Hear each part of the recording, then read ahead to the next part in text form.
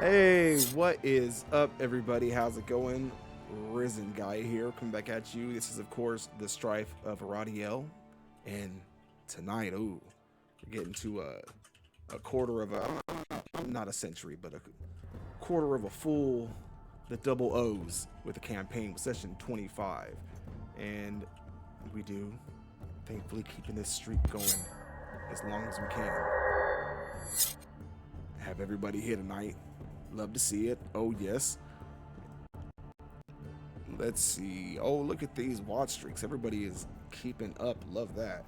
So, if you are joining us for the first time, hit the follow button. If you are checking us out over on YouTube, once you get these all re-uploaded, then, make sure you come over here, watch us live here every Monday night at 7. And tonight, to make sure that everybody is kind of up to speed on what's going on, I mean, there's a lot that's happened. We're 25 sessions into this whole crazy, wacky, insane, kind of diabolical world that I have forced these poor players to live in. So what we're gonna do is we're gonna kick off tonight with Jasper giving us a nice recap of the campaign so far. Whenever you're ready, go ahead and take it away, Jasper. Yeah, quick 90-second recap. So our intrepid heroes began their journey together after leaving Eastwatch near Fristfell. Some chasing their goals and others running from their past. Taking on a Hall of Horns mission, they investigated disappearances in the logging town of Timberdeep, leading to a confrontation with an old curse and a fight with a woodland spirit, saving the town but allowing further deforestation and encroachment upon ancient forests. Moving on to Stillmere on the shore of Freyvaten, our heroes discovered a new cult worshipping an ancient monstrosity in the lake. Too late to save the villagers, the heroes killed the cult leader and drove off the monster, wondering if they would see it again. Journeying on to Midway, the heroes discovered a Calrathian threat to the realm and recovered stolen war resources and helped the local guard captain solve a murder mystery. Helping the captain's son return to his own body after being possessed by an otherworldly spirit, the heroes were rewarded with honorifics and the deed to a local mansion. At the request of the King's Mage's advisor, Aelor Varn in Harvick, led the heroes to signing up to recover 3 artifacts as keys to the Soulforged. The Soulforged being a powerful army sought by the realm's rulers. Recovering 1 artifact in the Ring of Talos, the heroes encountered time-traveling hijinks in the elemental plane of water, while making an encouraging connection with the Merprince and a dubious one with the Sea Hag Queen. En route to the second artifact, our heroes recovered water from a demonic, spirit-infested creek to appease a long-running curse on the land. Excellent. Yes. Lots of things going on there, not to mention some other background elements, and of course mentioning dealing with that nasty curse in the swamps there. That's where we're picking things back up tonight. So you all made your way in there, made your way out in one piece, thankfully. Oh, and I do, because it played in my ear again there, I do want to say my PC's being crazy tonight, y'all. It's giving me some audio stutters. If you hear the stutters, I'm so sorry. I hate it, and it's like something is just scratching at the back of my brain. So just so you know, but we weren't gonna miss tonight, y'all. We wanted to come with the passion. So back into it. So actually, let me go ahead and get us a nice little.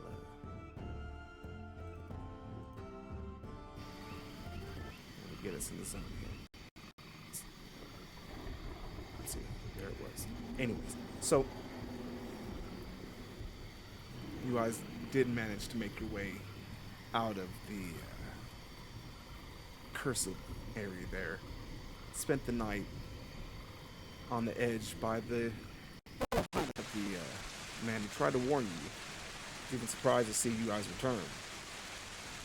And now we're reaching the following day as you all reawaken outside the shack. The man not outside, no signs of him there. Your guys' companions, rather shaken. The drunkard repeatedly mumbling to himself. And the schoolmom just remained silent. And take it away, y'all.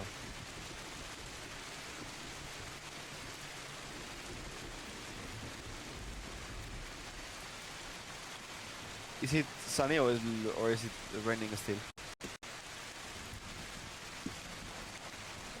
Listen, Say that again? what's the weather? The weather, as is normal here, has a light drizzle to it, but thankfully no heavy rains or storms at the moment. I'm going to wake up from the floor and look around to see if I have some of my companions near. Are you guys sleeping inside also, or some crazy guy sleeping in the rain? I cast. Last night. I had cast the Lima's tiny hut, so that we have that little golden dome or sky blue dome. I see the dome. We are dry at least, and I'm going to stand up and search for food, for something to eat. I'm hungry because it's the morning and we have to make breakfast. All right, and what kind of food are you looking for? There's streams nearby with plenty of oddly very large fish for the size of the streams moving through there. What are you trying to? Rachel over here already starting stuff.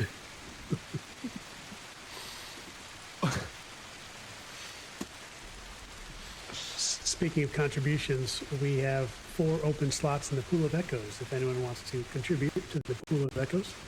Ooh. That's a tempting offer right there. Let's roll.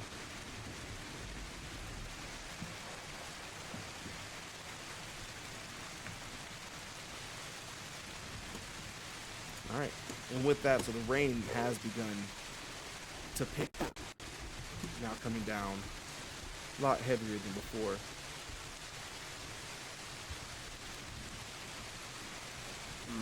Okay, I'm going to search if it's something I already made from the old guy last night. So I'm going to search inside the hut to see if there is some food available already. The hut? I mean the hut of the old guy. Okay, you go over there. The hut itself doesn't seem like the knob. There's really not much of a knob. It's more of a rope there. When you push, it seems barricaded from the other side. I'm going to knock on the door. Hey, hello, old man. Hello. Listening for a minute there, through the rain, even as it comes down around you, you can hear on the inside there a heavy. Hello? What? Oh. You hear some stumbling about, a couple of sounds like pots and pans, things falling over, random clanking of metal. Before you hear it. Something slides against the door. It opens up just a little bit. Something I can help you with there, Sonny? Yeah, I'm kind of hungry, you know. Returning from the cursed lake, it's give me. Do you have some food available to make breakfast now? Kind of stares off at you for a second. I'm son, you understand this isn't an inn here, all right? This I know. fine.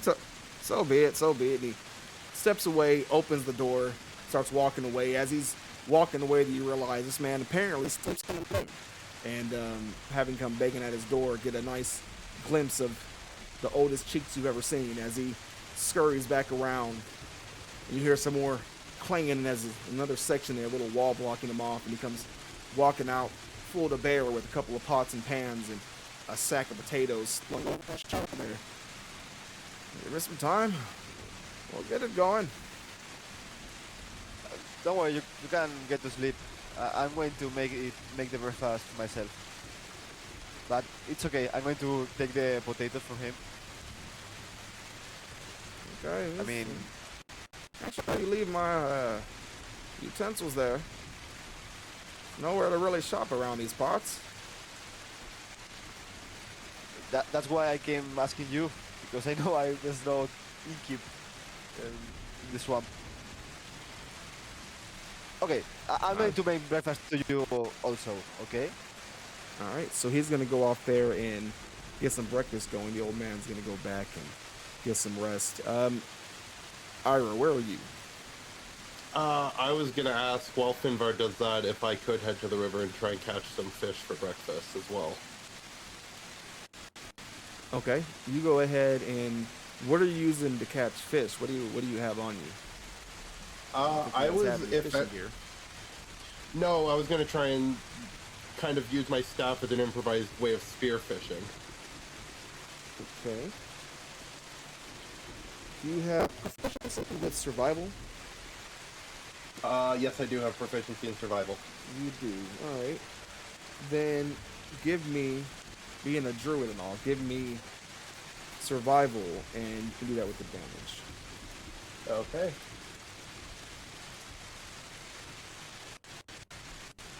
That's gonna come in with a 21. 21. So stab down and pull up, and that first strike there, pulling out a pretty decent sized trout, but looking at it, there's something a little off about it. It's got these kind of very thick black veins around the eyes, the eyelids, and the eyes themselves are this solid black color. It kind of flops a little bit, and it turns its mouth and opens up before it finally dies of just suffocation there. When it opens its mouth, little coin sitting inside of his mouth. Oh no. Well, upon seeing this, I go to take the coin out of the mouth of the fish. Please don't have me regret this. That's a coin. Whew. Huh, seem to be finding a lot of these. And does anything else look weird with the fish, other than the eyes? Give me a medicine check.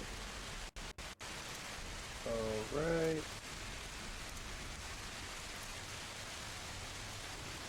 10.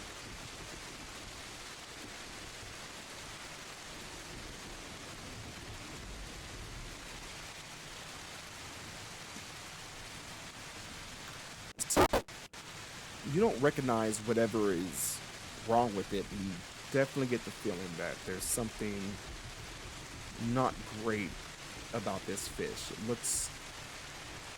It looks diseased.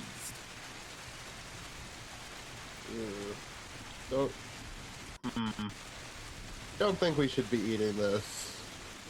And since I have taken the life of the fish, I would like to bury it to pay respects to the fish so that it can be returned to the earth. Alright, give me a religion check.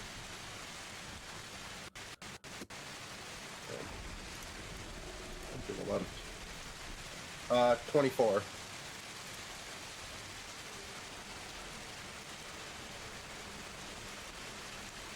Okay. So, go down and say a little prayer for it, and flops a little bit, and drop it back down into the water there. Bigger fish swoops by and grabs it, keeps on swimming. As nature intended. We were not meant to eat that fish this day. Alright, what's everybody else doing? When those two step aside, I do want to see if I can catch Torn and Ragnar's eye and have a look on my face like I need to talk to them.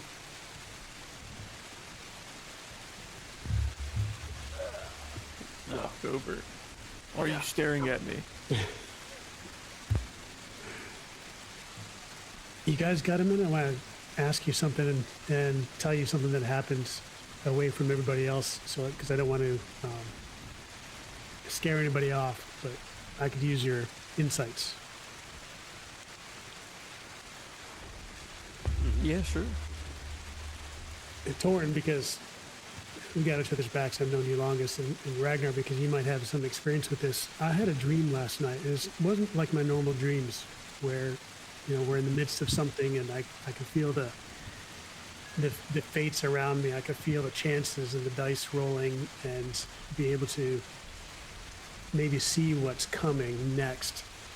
This dream last night was directly tied to what we just left in that the Wall of Thorns. And there was the long and short of it is a tall, dark, cloaked figure that I couldn't see the face of or even the body of. Just a tall, very tall, dark cloak, ragged, rose up out of the water of the creek that we just left and looked at me in the dream world for a moment and then suddenly zoomed toward me and went into my body through my mouth. I somehow inhaled it. And then I woke up this morning coughing and hacking up a lung. And a little concerned about that, knowing what we've been through. You guys, have you seen anything like that before? Personally, no. Not surprised it happened, though. I mean, a lot of things seem to rise out of the water nowadays. Good point. But as for what it is, could be the hag, could be the giant thing that we saw, and what was that? Steelman? Right? Yeah, still mirror. My first two thoughts was maybe it's the another spirit related to the curse on this land. Maybe it's the cursed lord that was cursed by Ragvar Greenhand and his spirit. And then I was thinking maybe it was Ragvar Greenhand himself in another form, but I don't know. It concerns me because I just learned how to dreamwalk, and here we are.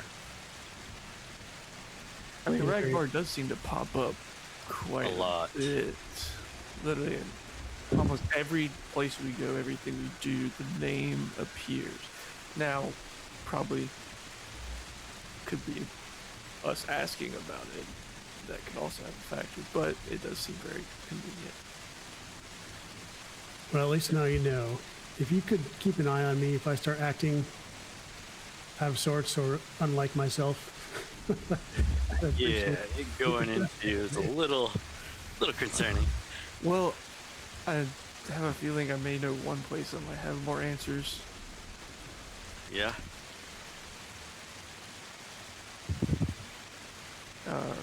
Or some body thing, deity. Oh. Callum. Yeah. Risen, knowing just a little bit of curses, and I know I'm not fully into it, but I'm kind of, as a warlock, I'm learning this kind of like curse magic stuff or whatnot. Would I have any insight at all into what this might be, if it has anything to do with the cursed land or just curses in general?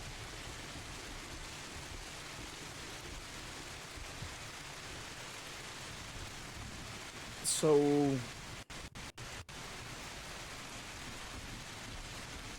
for one, with the audio issues, I think it has to do with my mic, because it was fine until I unmuted myself, so maybe that's it.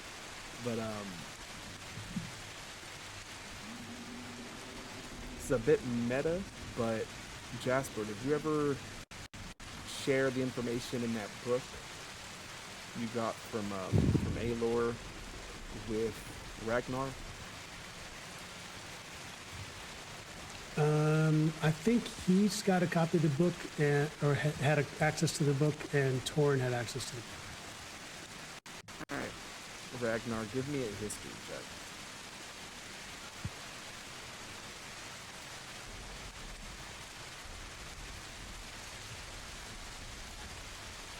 $16.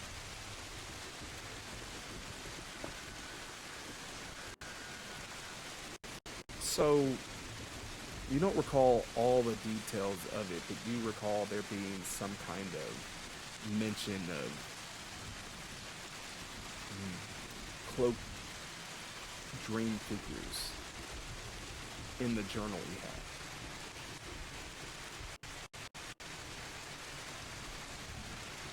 What? The journal, Aylar Varn had, it mentioned something about a cloaked figure in dreams.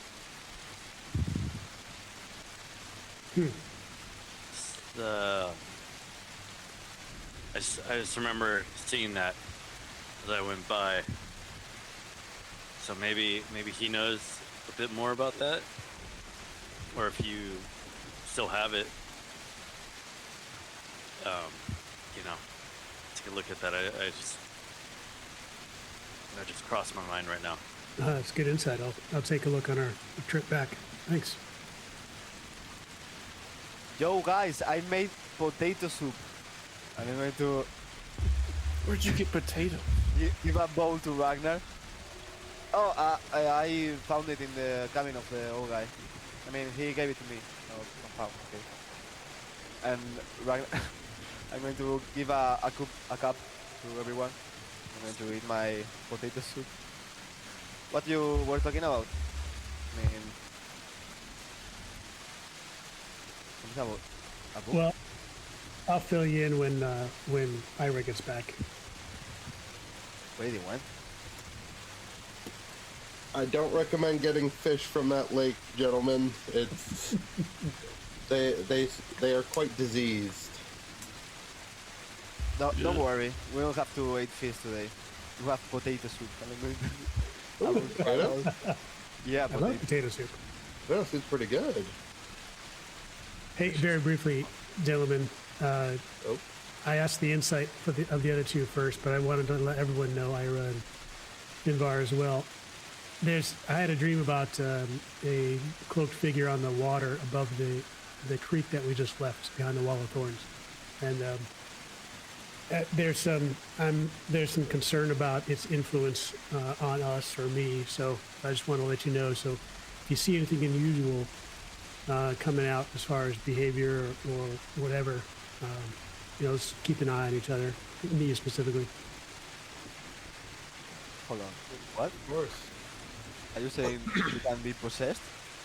Well, I don't think so, but cursed, maybe? I mean, Don't know. You are cursed now. Well, I think he's been cursed since in the a lot of hag ways. kissed him. Seems like our party has a knack for attracting curses. Like Ragnar. Curse you. Yeah, it might be my fault. My bad. maybe. Oh, Yeah, ever since I learned how to dream walk, it's not. It's had its ups and downs, so we'll see how it goes. Okay, I'll watch you close. Don't worry. So, what's the plan let's now? do it. Oh, recent. Quick workout for me, and then on the road, I guess. All right.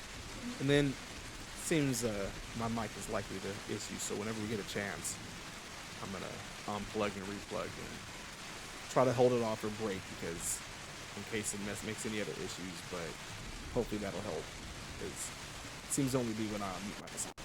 But, what's up?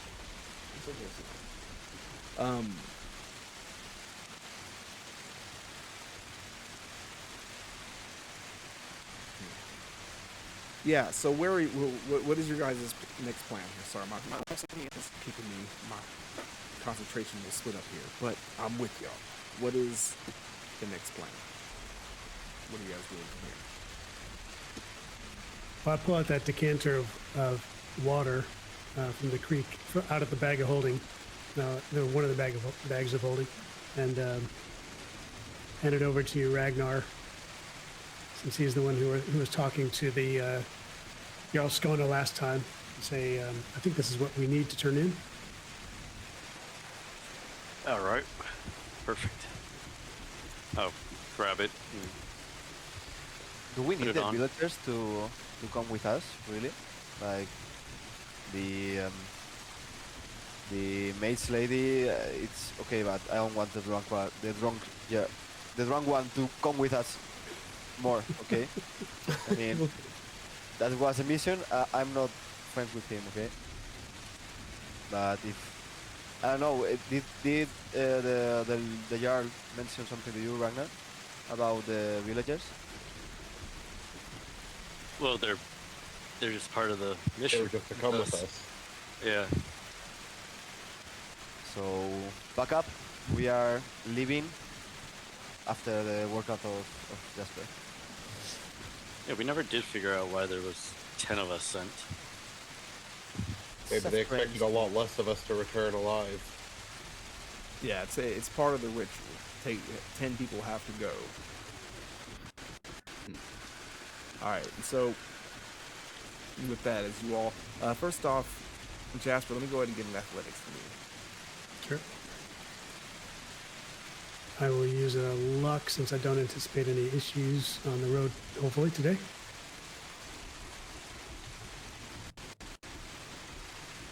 Ah, 2 14s. Hilarious. 16.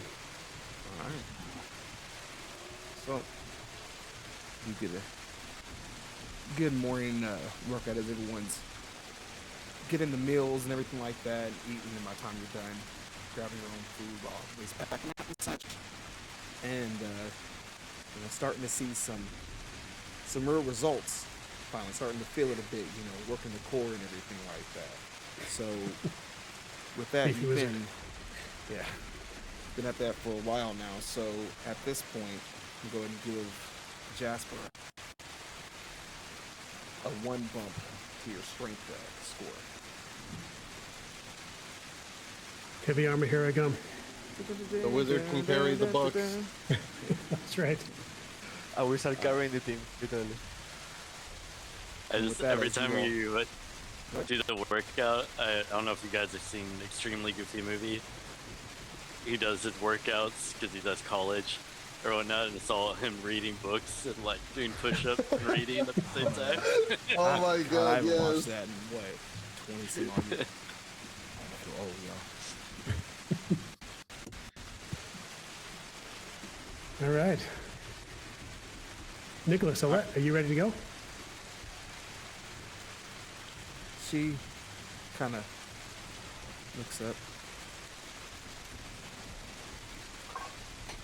Just gets up to start walking with you, kind of slowly, and he's... Yeah, go. We've got to go. Gotta get home. Get out of here. They both get marching on with the group there, kind of strained a little bit in the back, but Shell shocked. PTSD. Definitely worse for wear. And with that, as time goes by, you all continue your trek back the way you came here. Fortunately, no more twisting roads, a pretty straight shot. So you finally arrive back in Glenford.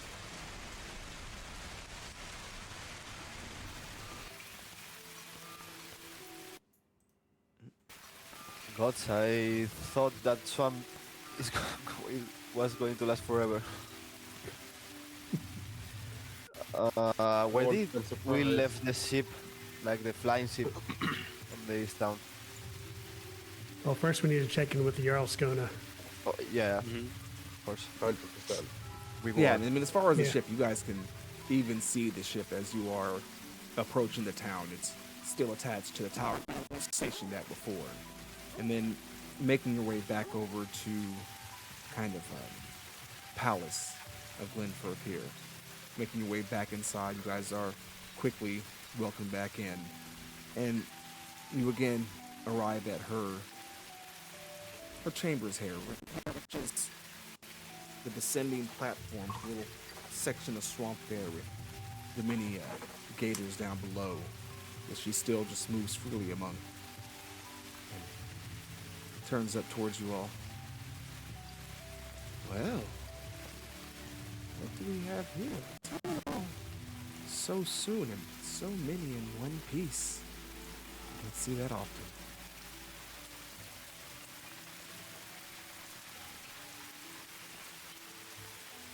Well, have your decanter. She kind of points a finger. Let's bring it to me. I'll go over and bring it right up. She takes it and holds it up and looks through it. Snaps her fingers and the little servant, tall, thin man, walks down, takes it, walks back up the steps. Back there's a number of what appear to be some kind of priests waiting, and they take a decanter and move on through the chambers. Let's see.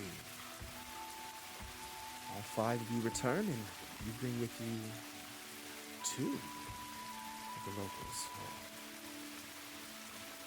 I dare not ask the fates of the other 3. I'm sure it was truly horrifying from, well, stories we've managed to hear before. Now, I believe we had a deal. We shall make the arrangements. She snaps her fingers again, and he brings down the scroll to her. Yeah, a scroll. Grant you access to where you seek. Show this, it's signed by me, and my men will stand down and let you pass. Though, I do hope you do so with caution. Would certainly hate for this to be our last meeting. Thank you. I'll take the scroll and hand it over to Jasper. Well, is there anything else, or I suppose such a task, I suppose some additional reward is in order. So snaps her fingers again. He brings down a couple of different people walk down with these small chests. 5 of them they set down on the ground in front of you. 2 more walk over with 2 sacks they hand off to the villagers that remain. They open up the chests. Inside of each of them 1,000 gold.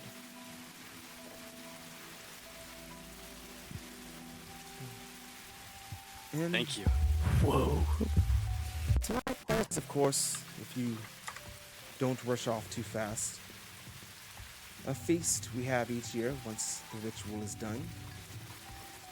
You are welcome to come and be my personal guest. You can sit beside me even if you like. We would be honored.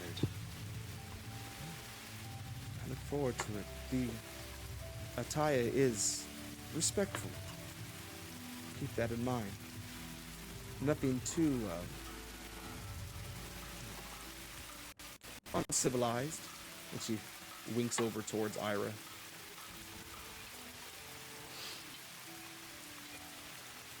Of course. And when is this Well, party? can arrive whenever you'd like. I'm always thankful for the company. It does get rather boring here when it's not time to feed my pets, but the feast begins when the sun hits the tree lines, as it always has. We will feast, we will enjoy the bounty, and we will be thankful that the ritual is complete, and surely the next crops will be much more bountiful.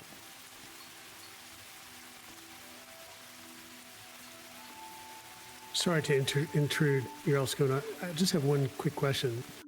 What was the name? what was the name of the old lord that was cursed, originally cursed by Ragnar Greenhand so long ago?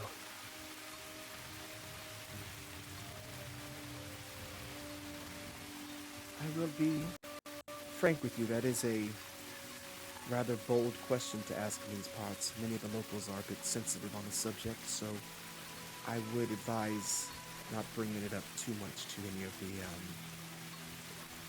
common folk. But fortunately for you, you are amongst a more enlightened noble. And so,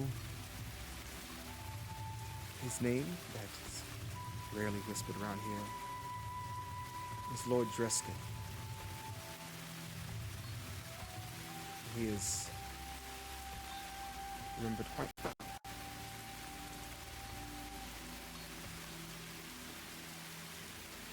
Just a scholar's question. Thank you. Of course.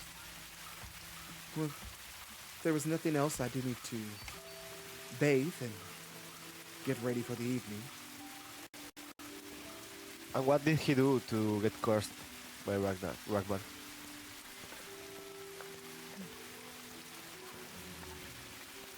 Where are you from that? Did you not have any kind of schooling? Are you from these lands? He was the traitor. I'm not from. He betrayed the king, and so our land here was cursed. Unfortunate, but we make do. It is why my people are amongst the strongest, if you ask me.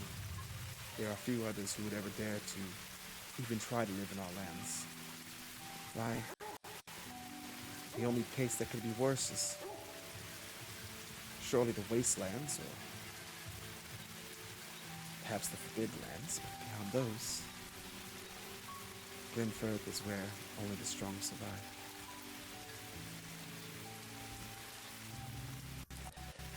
Thank you. Sorry for being rude. No need, I'm sure you'll make it up to me later. Perhaps with the dance? You all do dance, do you not? In a fighting way, yeah. Like capoeira. Well, that could be interesting as well. Well, if you don't have the proper attire, then just let my man know. He will have something sent to you or wherever you happen to be staying.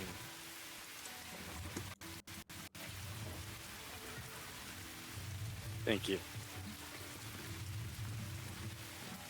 Your Highness. Smiles and turns and makes her way up the steps, her long kind of draped dress going behind her as she makes her way, vanishes down a long hall, doors closed behind her. The tall, thin man steps down. Is there anything else you'll be needing from the madam? Yeah, we don't have the correct attire. So be it. The proper attire is green and gold. I will have 5 sent to your stay. Do you have a room in town here? I don't believe we had a chance to when we first arrived. Yeah, we haven't gotten a room, but we do have our ship docked. Nonsense. Would have nothing of the sort. There is a building for guests of the nobles to the north of here. It is accommodating, to say the least. You all may hold up there, and I will have the proper clothing sent to you, as well as perhaps a warm bath drawn. You all look as though you've been in the deepest parts of the swamp for some time.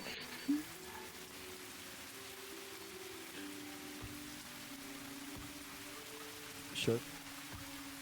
Thank you very much. Well, if that is all, I have other matters to attend to. The tailor will be there shortly. He'll be kind. He turns and walks off as well.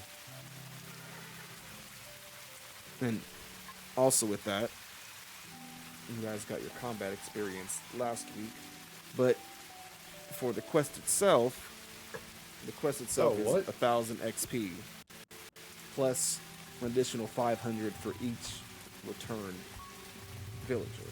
So that'll be another 1,000. Oh my god. Getting experience mid-camp, mid-session? What is this? Because otherwise I'll forget. Ah. Yay, I'm level 7. I hope we don't... And it's a good time for the ad break, right? So you can level up. Yeah, right, just about. I have to organize my set. I think we have like 10 minutes until you can run the ad now. From when we started.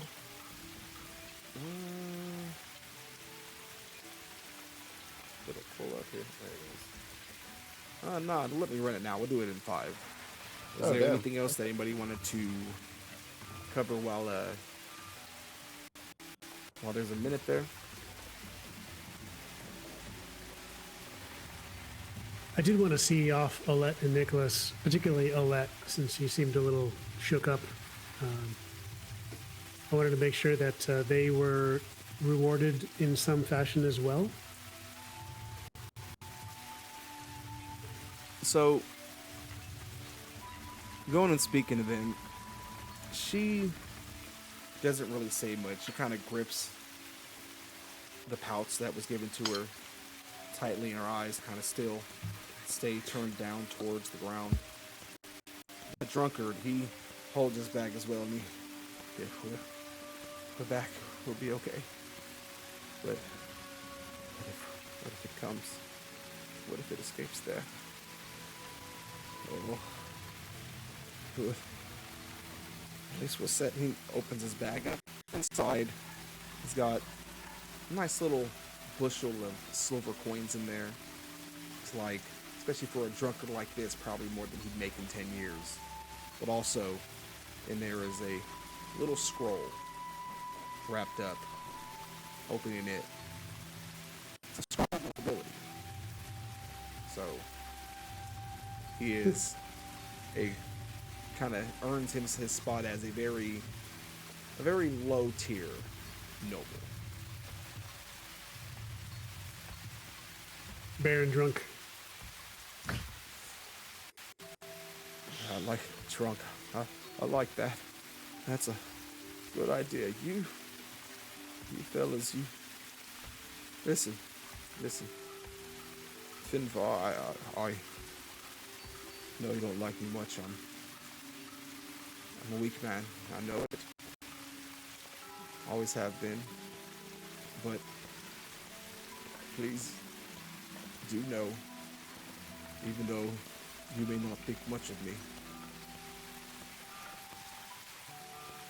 I thank you dearly, because I wouldn't be here without you. And I wish it was as easy as just putting the bottle down, but life has been hard. Maybe with this new chance I can turn it around. Maybe not today, maybe not tomorrow, but someday.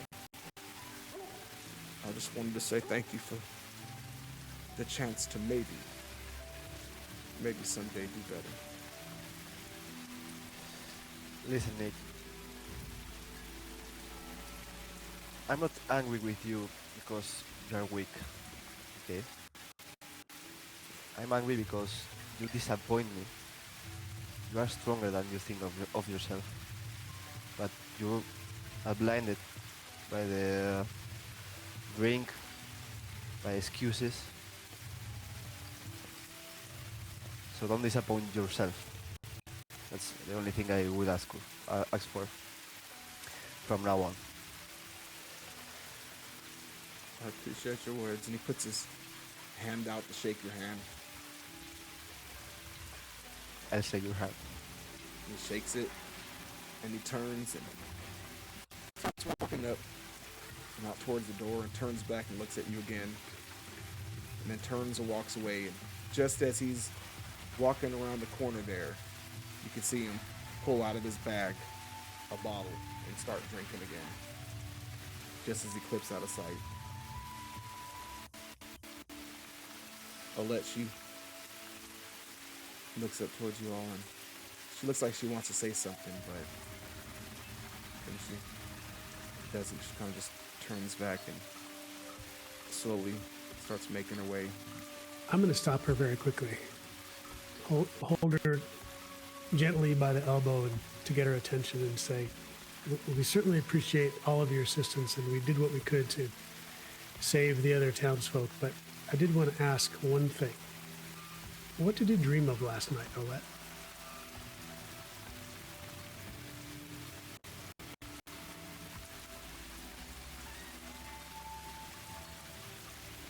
Give me a persuasion check.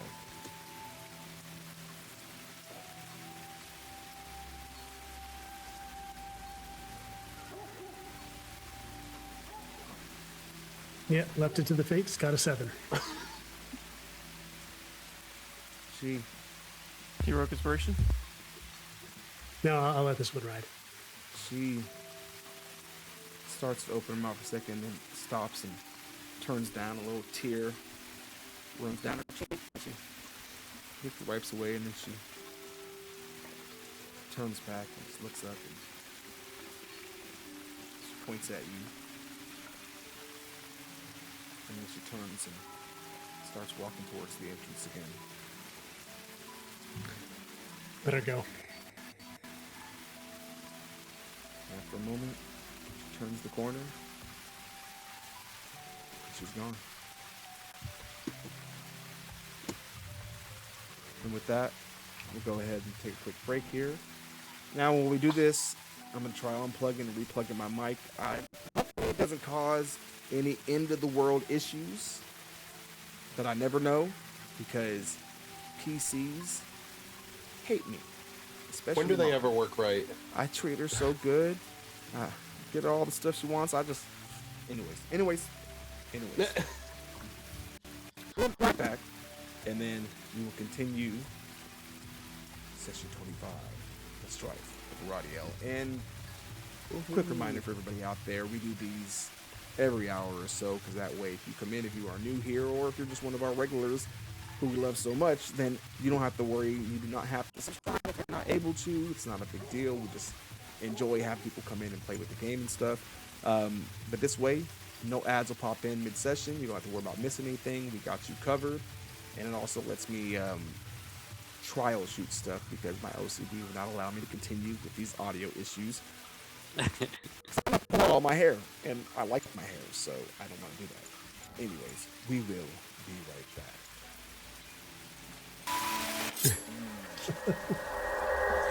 Beforehand, we're holding all the big thoughts. We have finished figuring it out.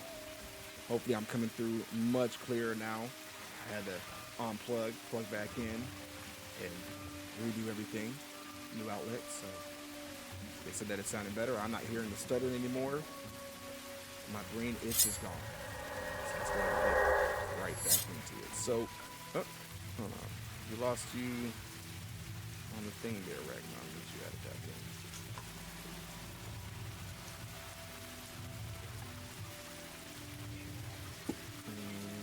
Boom, there we go.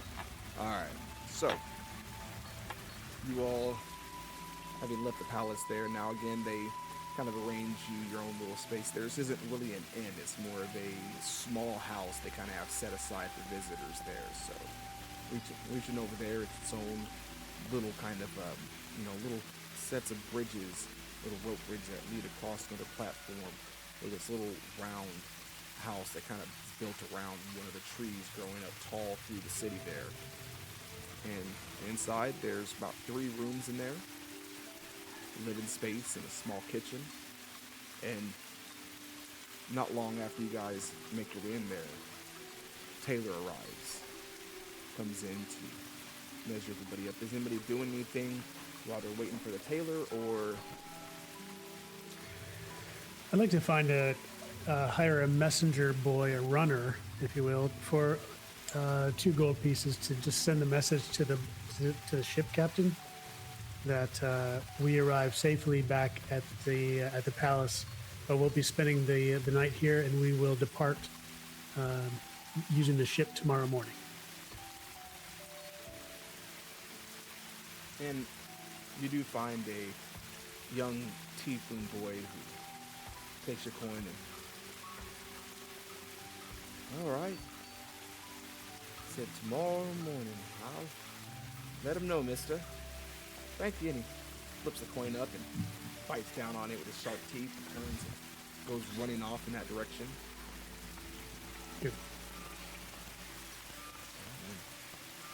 Soon enough, the tailor is inside, and let me look at the lot of you. My, what a strapping bunch you are. And he starts pulling out his little tape measures there and just running about all of these, a halfling himself, so kind of moving in and out between the cracks and everything, measuring everybody up. The clothes will be here in about 2 hours. That's how long it should take my people to make these adjustments. Any special requests, a little bit of flair you'd like to add? Some like to, some like to keep it more traditional. It's your choice, really. Actually, I'd like to show him our insignia of the moon blades, the half moon with the sword, and ask him if he can embroider that on the chest or shoulder of each of our outfits, if everyone's okay with it. Oh, absolutely. Of course. Yeah. I'll take it on the shoulder. Will do. Never hurts to, what are the children saying these days? Represent. Yes. Very good. Turns off, still looking at the little etching of the, what was that? Oh, this is for mine specifically. Well, if there's nothing else, it's best we get to work as soon as possible. One more thing. For mine, if you don't mind, on the bottom of the cloaks, making it like fire shape on the edge. It's already gonna be green, right? That's the colors. Yes, a solid green with some golden trim is the traditional attire and colors. So you want your cape to be frilled then? Yes, and like a almost fire-like accent on the bottom. Grabs that little scroll there and starts writing on it with a quill. Step 1, add cape. Step 2, add frill. You got it. Is there any other special requests? Perhaps somebody would like butterfly wings. We do that as well.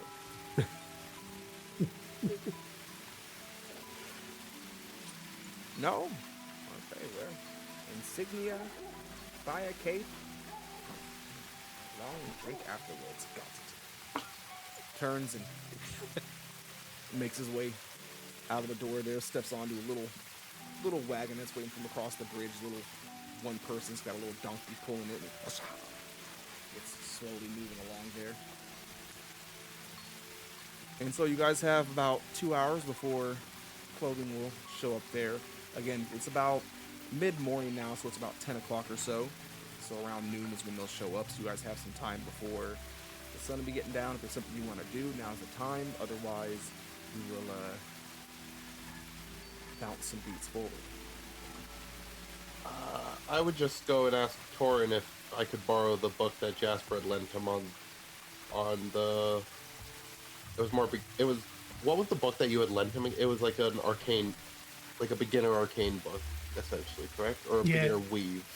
Well, it was actually the nature of the interaction between nature and the arcane. So terrain magic and arcane magic. Yeah.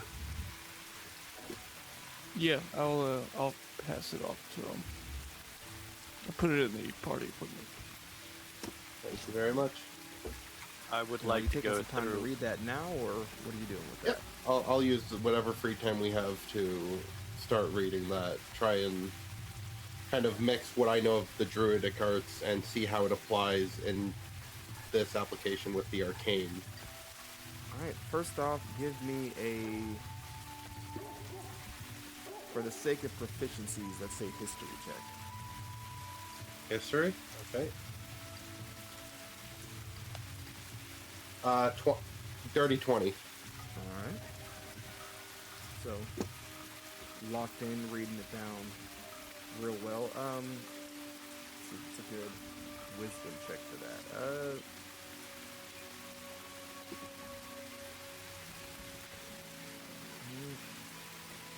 Let's go with wisdom, but add proficiency if you are proficient in arcane. I am not proficient in Arcana. My Arcana is actually higher than my wisdom. Alright, so then go ahead and give me a straight wisdom. Alright. Oh, and that's a natural one. For a 4. So, you lock in, you're reading over and over again, kind of, you know that thing where you like read a sentence or you read a paragraph and you kind of brain just didn't download it so you read it back again. You're doing that a lot because you're getting the words, not quite linking them up in your brains. You kind of have it in there, but not really an understanding of what you're reading exactly at the moment. You can always try again later. Alright, anybody else? I'm gonna work on trying to make like a gem socket on the handle of the of one of my revolvers, the first one. What are you making the socket out of? Give me kind of a basic blueprint that you're thinking of trying to put together. So I will use, I think I have some scrap metal parts to kind of that I can use, but basically I'm trying to make it to where I can, when I'm using the pistol, I can hit the socket like gem with my thumb basically, and kind of just like whatever it's gonna basically use that amethyst that can hold the lightning charge. I'll put the gem socket in there so if it's charged, I'm hoping that if I hit the gem, it'll add a little bit of lightning to it.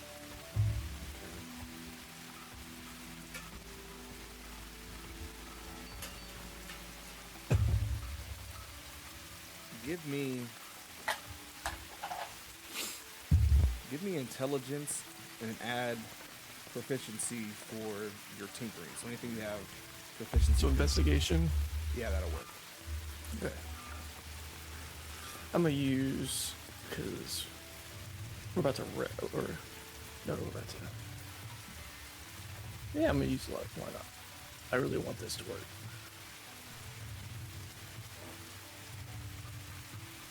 All right. There's some double ones coming. Snake eyes. There is a one, I think, in there. The 18. That was a 2. The 18.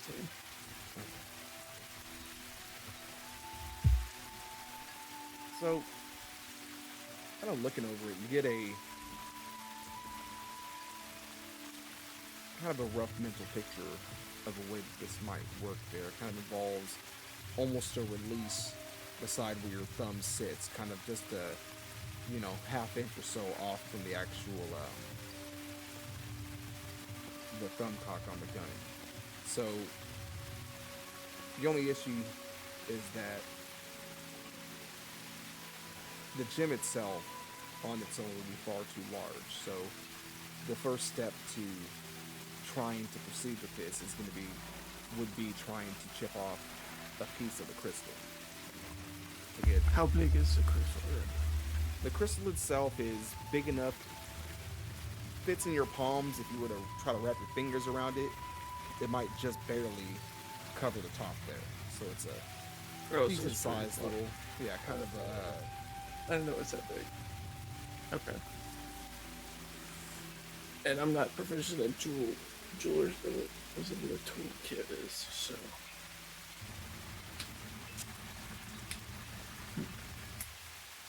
I think I'll hold out on it then. I didn't know it was that big, and I don't want to break the gym.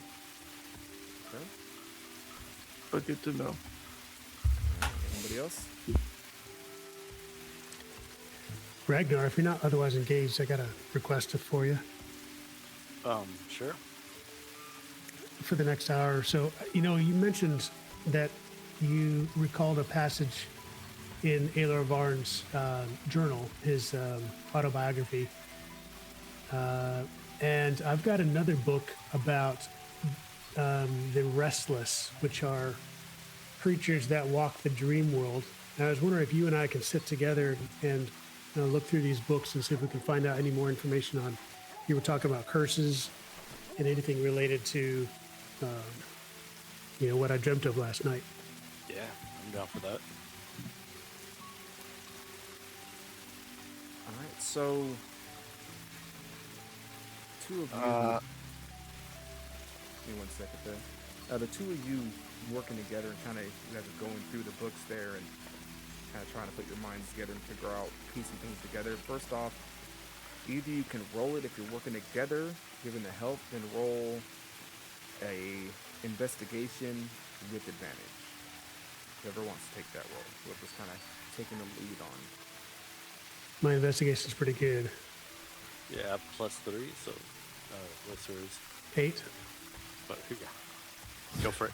All right. Watch me roll double ones. Oh, nat 20. So 28. Nice.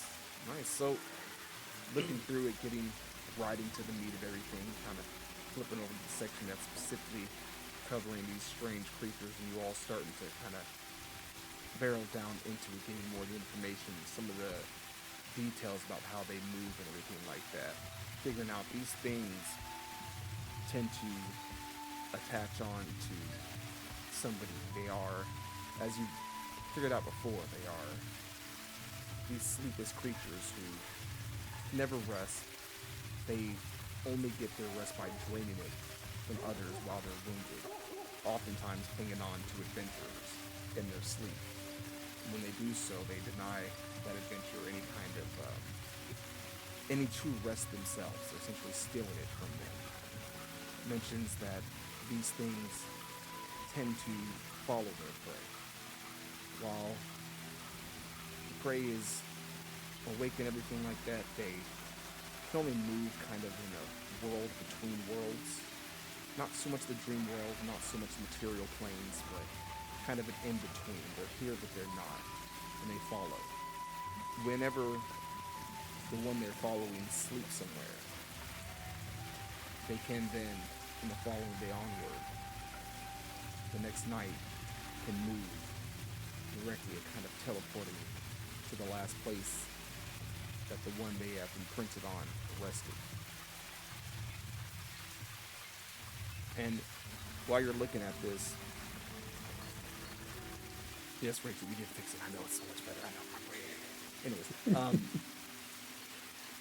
while you're looking at it, give me a wisdom save, Jasper. Oh no. Yikes. Yep. I am terrible at these. You have +2, Jasper. I'm in the room. All right. Why do I just imagine? I don't know why, but you guys are over there doing this crazy research, and Finvar is like breakdancing or techno dancing in the corner somewhere. Just keeping himself I'm looking at entertained. them like they are crazy. Like there are 3 people reading, two on one book. And He's eating that potato soup. You're just drinking. He's eating. If cereal rolled it up. existed here, he'd be eating cereal. I rolled an 11, so I'm just going to use heroic inspiration to roll again. Much better. So 19. 19. So, as you're flipping the page there, you come across kind of an illustration. Very thinly drawn lines that all culminate in this cloaked figure. In that moment, your brain kind of tightens up in the front, but you resist that and it loosens up. Slight migraine kind of peaks for a moment and then dulls out. And you realize this is the thing you saw in your dream the night before, rising out of the lake. These things do tend to twist dreams and like to torment to further exhaust their prey. So I'm sure that it was a restless who You took that form. You are quite sure. Well, Ragnar, it looks like I've attracted the attention of these restless, these cursed beings in the dream world. Well, the good thing is, as long as you don't sleep in the same spot, it doesn't seem like it could get to you, right? Is that what it was sounding like? Like it moves so slowly that if you keep moving, it'll just appear to where you last slept.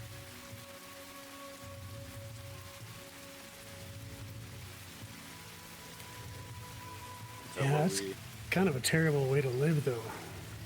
Well, obviously, but I mean, what I'm getting at is we can use that to our advantage to figure out True. what this is, Yeah. right? There is one last page on the section describing these creatures.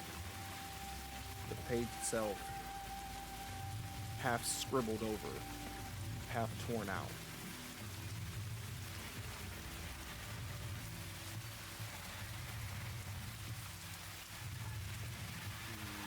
That's all you get. Okay. Not 28. Nerdis, are you going to, read for 2 hours straight? Hello. Yeah. Okay, so if you don't mind me, I'm going to take a bath.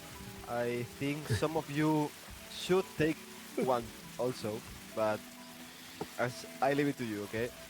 I'm going to go to. I mean, is there like a bathroom on our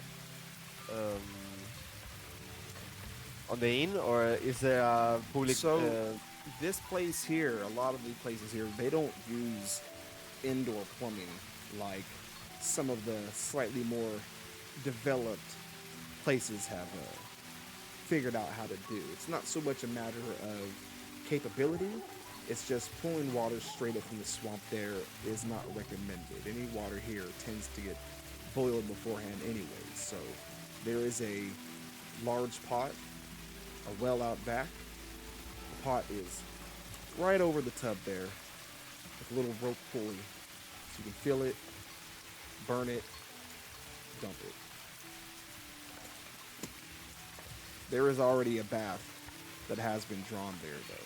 The tub is a pretty decent sized one too, more than enough to stand in and step in. It's more of a jacuzzi than anything, but it is already ready for the first one that wants to get cleaned up, and then anybody who doesn't, you're good. Also, Rachel, redeeming points over here, so Torin, you do have advantage on your next roll. Nice. There we're gonna get the snake eyes. Hey Torin, give me a dex. I'm just Alright. So Finvar, Bathing, Torin doing some tinkering there, Jasper and Ragnar doing some research. Ira, was there anything that you were doing that time that you had there?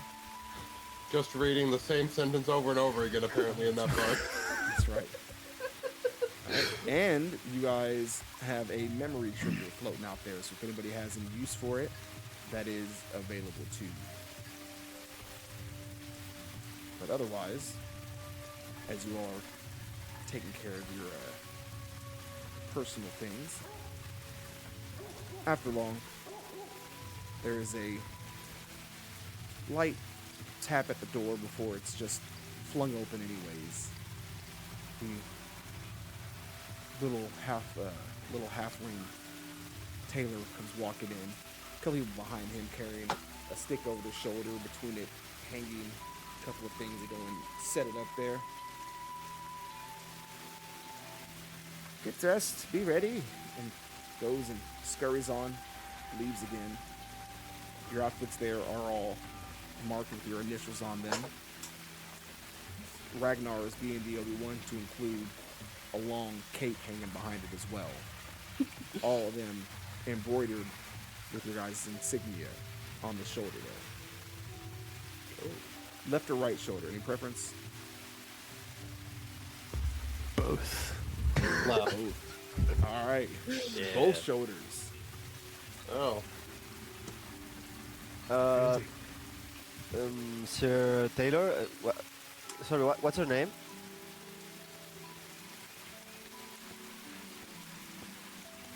Promise me you're not going to laugh when I tell you my name. Okay? It's not meant to be funny. It's not a joke. It's my name. Okay? My name I is Taylor. can't- Swift. It's I haven't heard that one before. Ho ho ho. Sheesh. Okay, Taylor, do you Yes. know if It is a very good name. we can bring weapons to the to the party, or is it restricted, something like that? I'm just Etiquette asking is for a not friend, okay? really my thing, but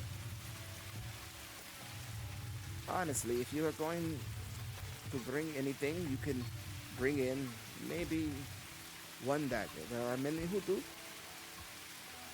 Any more than that, then, well, might cause a bit of a fuss. So, maybe keep it limited. We can put them Okay, on. so the back. for example, the pistol of my my friend here, it's unrestricted, right? What? Looks over. The nothing. This the nothing. The hand cannon he made, like an explosive device, you know? Not made by Explosive? by magic. Yeah, explosive. Really explosive. Explosive. This is not the droid you're looking for. Yeah, I think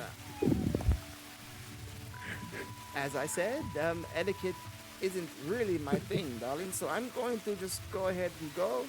You all have a wonderful evening, and you all should see about your friend here. He's a bit eccentric, yes. And he turns and scurries the hell out of there. He is looking over his shoulder like, what the fuck is wrong with them? What did I It's say? on Thanks his very little, much. his little buggy with his little donkey there, and whipping as hard as he can, of course. As he's standing up like he's going fast, the donkey is still just trolling on along a little bit. All right. Okay, You guys so still have some I time before the sun is going to start going down. You can head over there at any point in time if there's anything else you want to do. Otherwise, we'll kind of fast forward over to that section. bath time. I'm going to let Just all clean up my before. yeah, just a bathe. Yep. I'm going to let to keep the daggers on the room. I'm not going to bring any weapon, like not the javelins. Torn had a great idea. We should put the weapons in the bags of holding so that we, in case, because who knows, anything could happen, and we want to be prepared for the worst. I'm always prepared, Jasper. Don't worry. Okay.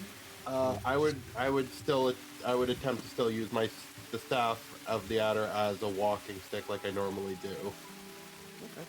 So, while your outfits are all similar in design and everything like that, they are somewhat tailored to your style a bit there. So, depending on what you guys prefer, kind of backing it up a little bit there. If you want something more, more fanciful, pantsuit and everything is those. They can be robes if you prefer. Whatever it is that you would like and kind of think fits your style and maybe your intentions as well.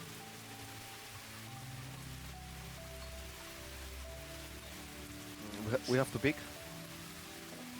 If it matters, you can say something. If not, then it doesn't really matter either way. It's kind of just how you're dressed and how you imagine it. These are the fanciest clothes I've ever owned. Wow. I probably. Go on.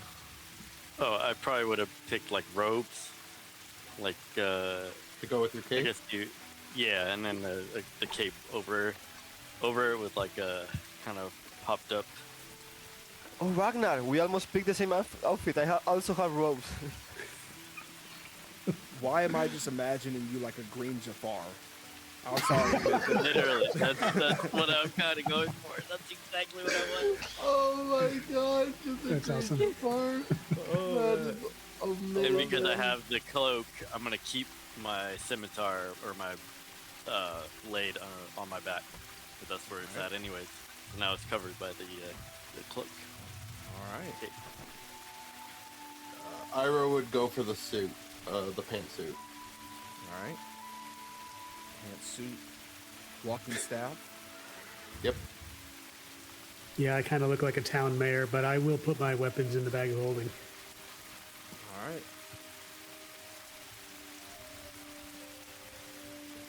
All right. And so with that, there's nothing else then.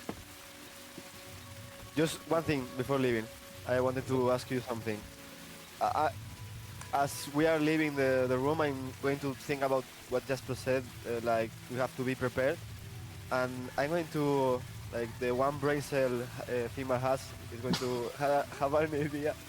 And I'm going to pick the dagger spear, which I left on the, on the table or anything like that. And I'm going to throw it on the wall, okay, to like to get it,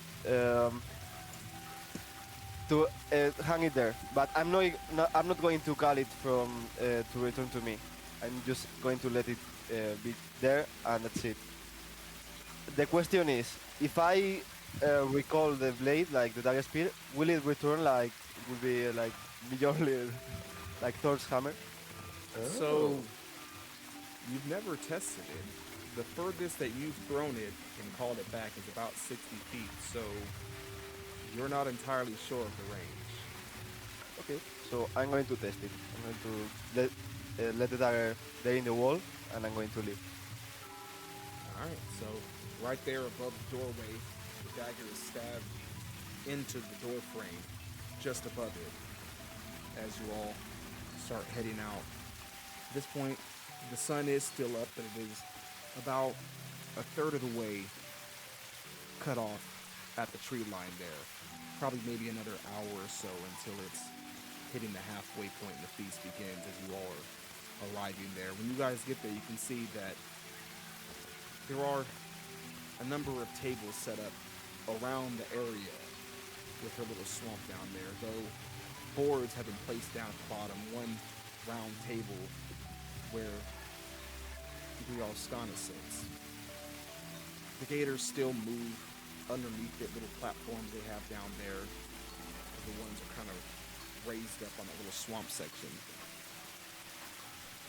And sitting around, people are still moving, getting things ready. And she's kind of sitting there, watching what's going on. Looks up, early, I like that. Always nice to get a little pre-talk in this. Come, sit with me. Perhaps we can have a drink while we wait for the other guests to arrive.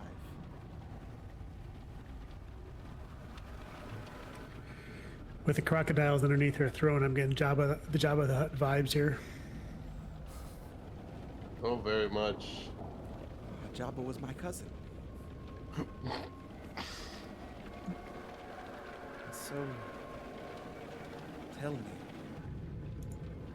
No, not nearly as much as I'd like to about your group. It's quite interesting to find you all together, such men as yourselves.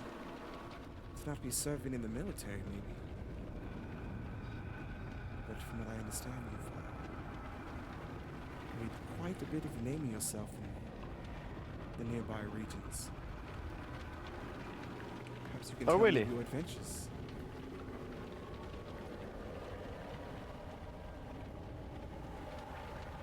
No? Surely something of note has happened.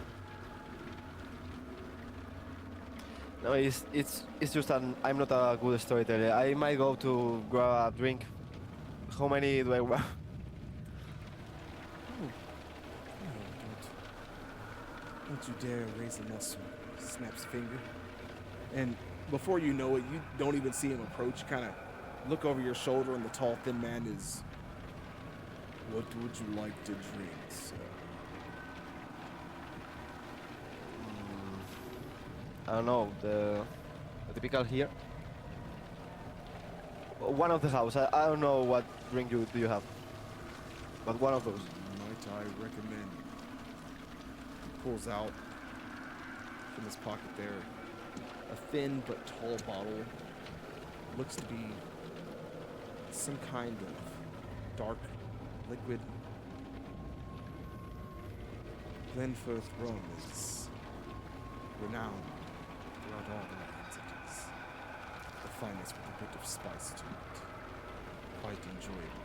He pours a little glass and throws a drink back himself. He does hit the spot. One for you, sir. Yeah, please. Excellent. He pours it. Sets a single shot right off in front of you there. Would anybody else care to partake? Said spice rum. Absolutely, I'll take some. Yes.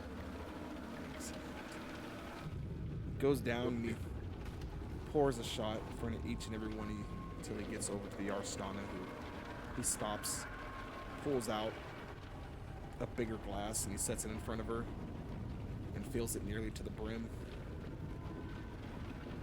And then goes and stands behind her, hands crossed. She picks it up. To your past, present, and future success. Yes? She pours it all back and just dumps the glass down her own face. And as you all take your own drinks, you find it is a very, very spicy rum. Not like peppers, but like cinnamon spice. Just very strong, kind of kicks the back of the throat there, but once that fades, goes down smooth. Leaves that a cinnamony kind of taste in your mouth afterwards. Sets the glass down. Oh, maybe a few more of those, and I can actually get some good stories out of you all.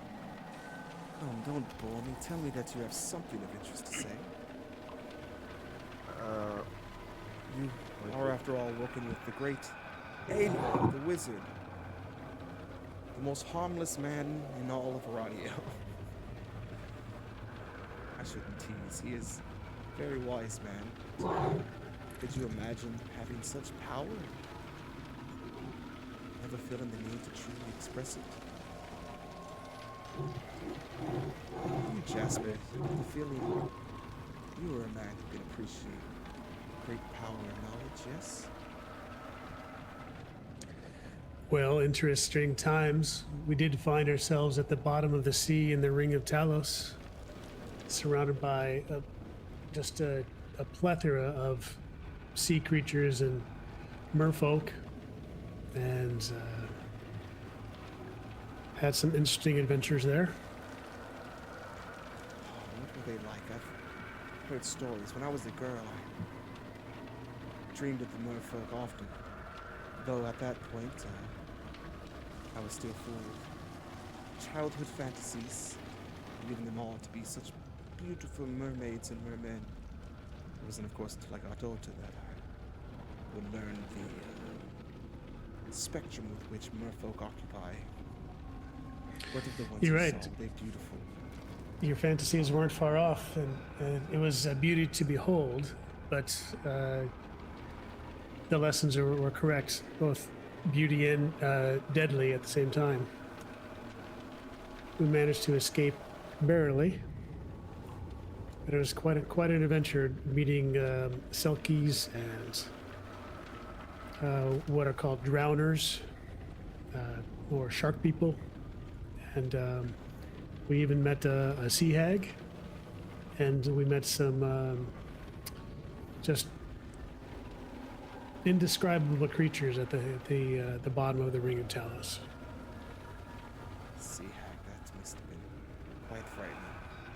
I hate to say it, but hags can be a somewhat common occurrence in these parts.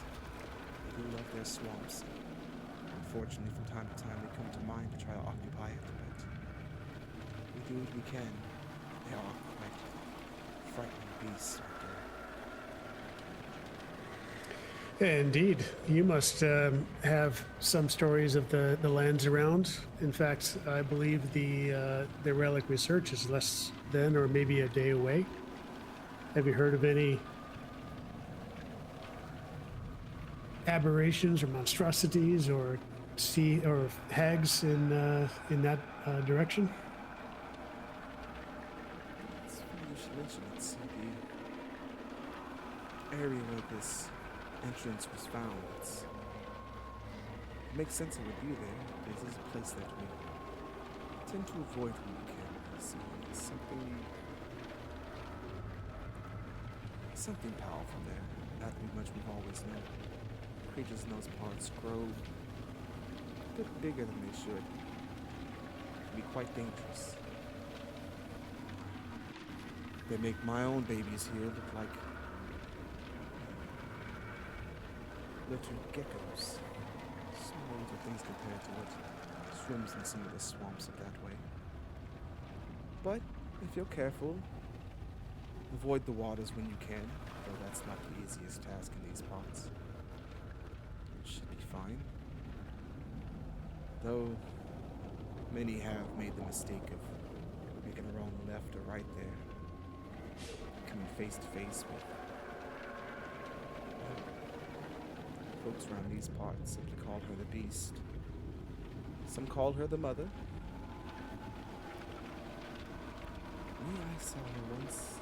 I just called her beautiful. Oh, how I'd love to add her to my collection of babies.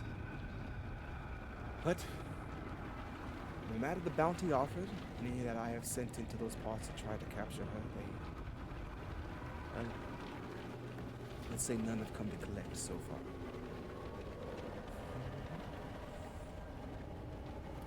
But perhaps those are matters for another time. So it is my understanding then, if you are here, that means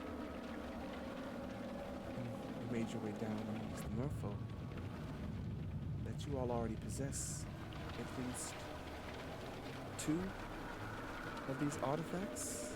Is that correct?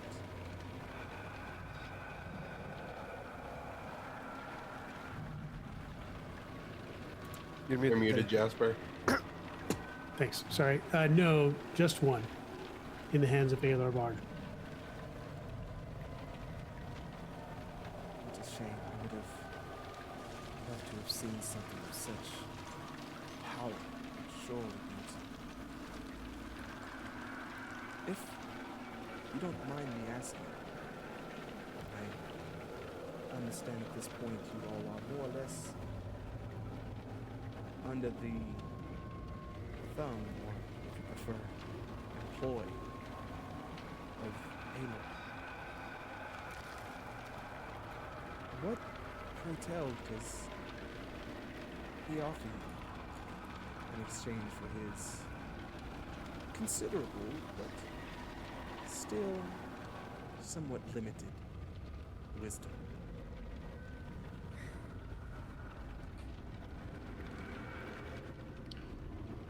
Well, that's a very interesting question.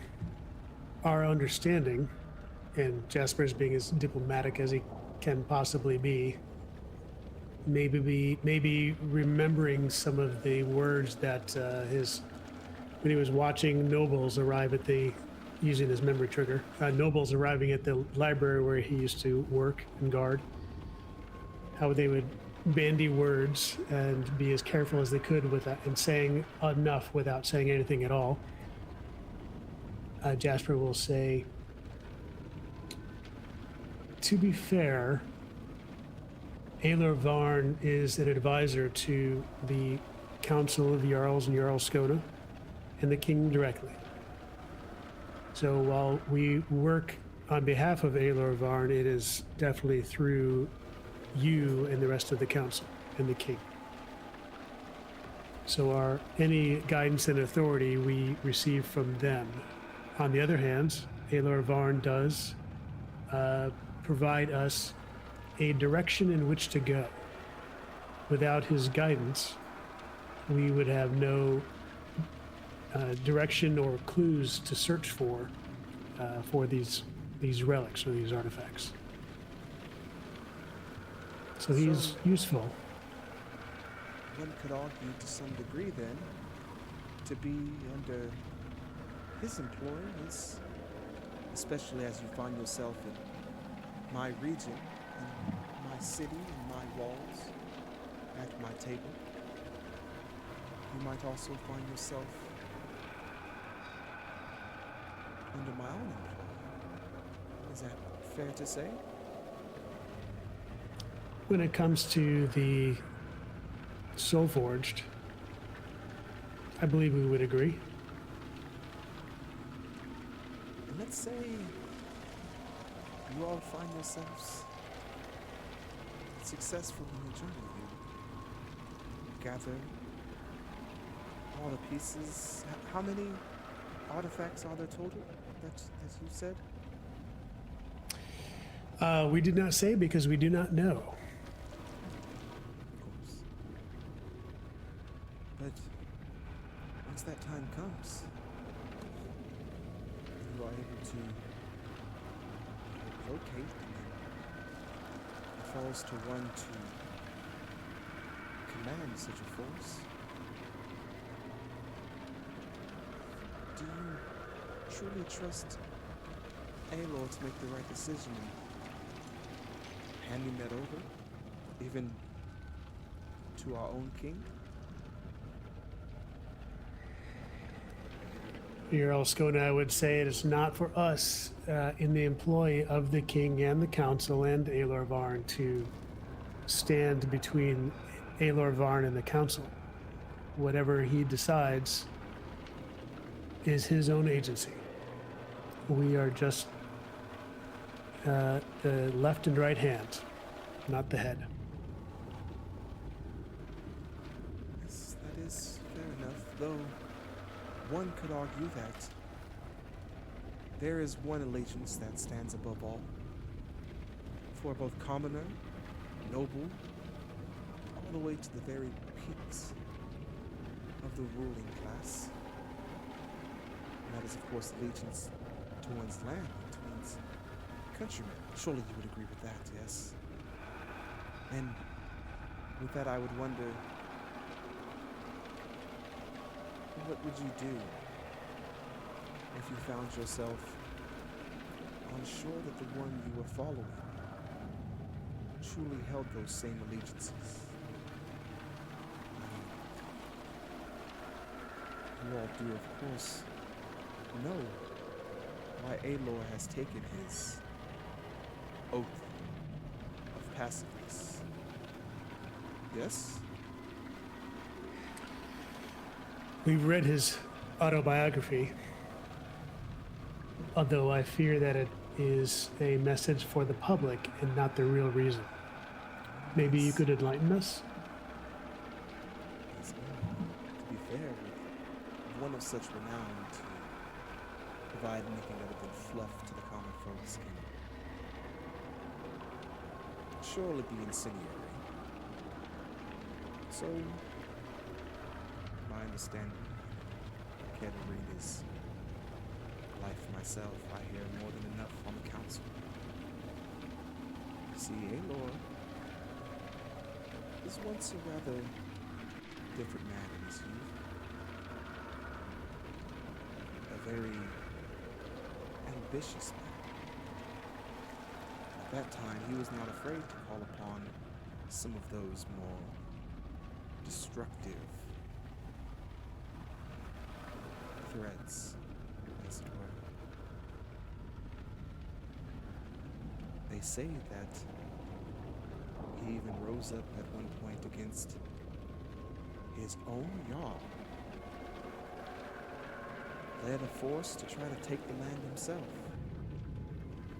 It was only just barely that they managed to hold him off. And when finally he was defeated and arrested and put on trial before the very Jarl that he meant to usurp. Aelor has much knowledge to offer. Wisdoms and secrets and ancient puzzles and all of his rhetorical nonsense. So, the deal was simple. He was allowed to continue on, taking an oath through magic that he may never do harm again. Not directly, of course, though I'm quite sure he has his ways. So, do understand when he refrains from unleashing his power, it is not some just a noble action that he does. It is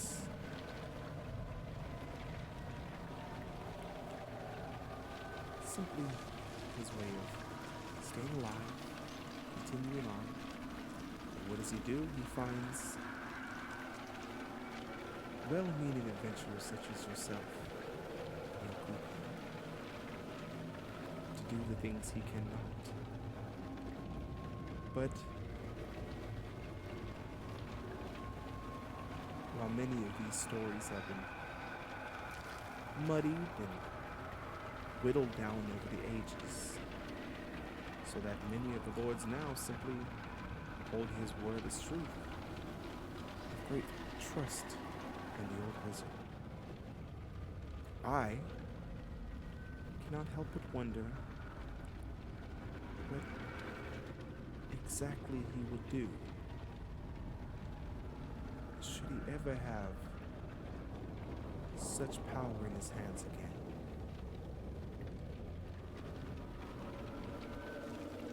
But surely that's nothing we need to concern ourselves with. I'm sure he'll do exactly as he says. Lead us to victory and such, yes. But I would be doing us all a disservice if I did not make some offer here. In service to the nation, of course. Should you gather these items, and should you get some inkling that Aelor is not the man he says he is, you bring them here, I will offer you not simply the same, but even higher rank and power than Aelor could ever extend to you. And together we'll make sure the right thing is done. Because at the end of the day, I am, of course, a servant to my people, and by extension to all of Aradiel. And Conger Redshield as well, correct? But of course, he is Arkange, the king himself. The shadow of Ragvar falls down upon him. I will follow him to the end. I just want to make sure that end is one where all of Aradiel thrives. Well, it's nice to know, Jarl Skona, that we have friends who seek to do the best they can for the realm and the people. And should Aelor Varn prove to be a dubious friend, it's good to know we have other options. can be quite friendly. Now, shouldn't be long now before more guests are to arrive. What say you one more drink before the festivities start? I'm not taking any more drinks from you. I'm going to stand up, finish my last shot, and say to him, I mean, if you think Eloris has bad intentions, the other party, the king sent to rival us, also doesn't. I don't think they have good intentions either. So I'm not trusting you at all. Okay? I have I'm going no to- doubt about that at all. We all know that the lords to the north there can be quite war hungry. They do their best to hold back the Calrathians, but I myself fear what might become of them should the war ever truly end. They have been fighting for so long, it's nearly all they know now. So, believe me when I say I don't trust them more than you do. But my concern doesn't lie there simply because I know a fool when I see one. They follow a fool, and that makes them fools themselves. You all are different things. You don't follow a fool, but that just because he's not a fool doesn't mean he's honest. And that is an important lesson for you to learn from Val. I can see it in your eyes, you don't think much of me. Maybe you find me devious, but understand this, I live in a land that is very unforgiving. If I am not, to some degree, ruthless, then my people starve. My lands go sour. And soon enough, somebody who's not ruthless, but instead is cruel, will find a way in. And then what of my people? What of you? What of all the lands when someone isn't there to play the games that must be played? If you're thinking about the people, that doesn't include all of the realm. That's what I'm saying. Doesn't So- so? No, not at all. On some degree, I- you are being very, how do I say, egocentric. Wow, this rum is really strong, isn't it, Finbar? Don't try to shut me, okay? It's what I'm thinking now. That's what I'm So saying. you think my realm does not play an important part in the rest? Tell me, Finvar, if I should snap my fingers here and have one of my guardsmen say, remove your right arm and feed it to my babies below, would the rest of your body not suffer? For my part, I mean, I think they would. I don't know. Of course it would. One hand must wash the other. We have just as much a part to play in the life system that is Aradiel as any other nation. We send resources, my people thrive here. We keep other nasty things from sprouting up and spreading out. Why, if my people weren't here, who knows how far that cursed land would have spread by now. Just because we are not the forefront that you cheer for, do not think that we do not fight off wars that you do not even begin to comprehend, little Finbar. I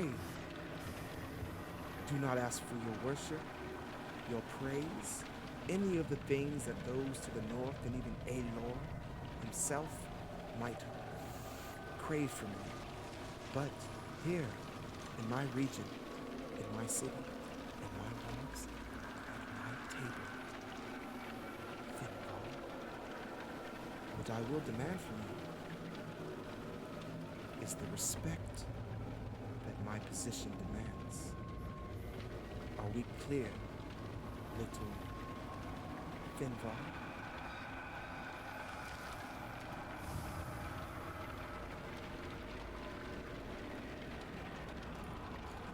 Your words will never buy my honor. And I'm going to stand to the table and go drink otherwise I'm not drinking with you anymore. I'm leaving. I do apologize to the rest of you. Snaps a finger. 6 guards step out to the top of the staircase there, spears drawn. Perhaps missing the festival and spending an evening without my grace might remind you of where you stand. One of them steps forward. We'll ask that you come with us peacefully, sir. Should you put up a fight, we are prepared as well.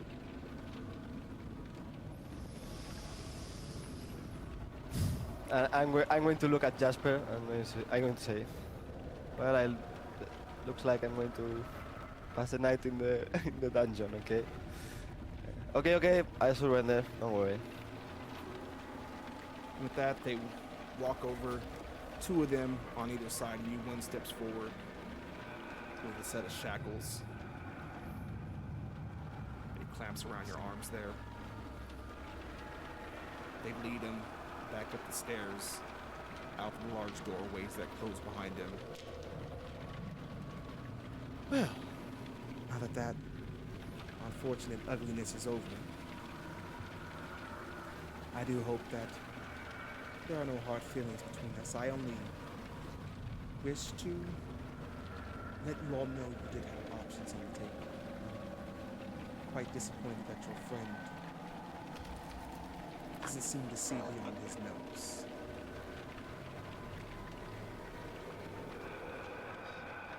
And with that, let's go ahead and take our last break for the evening. When we come back, we do got a couple of pays. Oh no, it was just the one there. I see you there, Clem. I was waiting for that moment. Clem has dropped the necessary biddies on us. Around that time, as he's walking out at the center of the table after she speaks, a little spark starts to go off. We'll deal with that when we come back. Again, reminder for everybody out there, if this is your first time, join us. What are you doing? What are you waiting for? Come on, we have so much fun here. We are here every Monday night, 4 to 7 Pacific time. So if you are watching this on YouTube later, come and check this out. We have a good time here, or watch us over there, whatever works for you. We run these ads about every hour or so, because that way when you are viewing, if you are not subscribed, don't worry about it, because we will make sure you don't get any ads, so you don't miss a single moment of this intensity, because wow. All right, but we're gonna go ahead and flip over to that, and then we will be right back.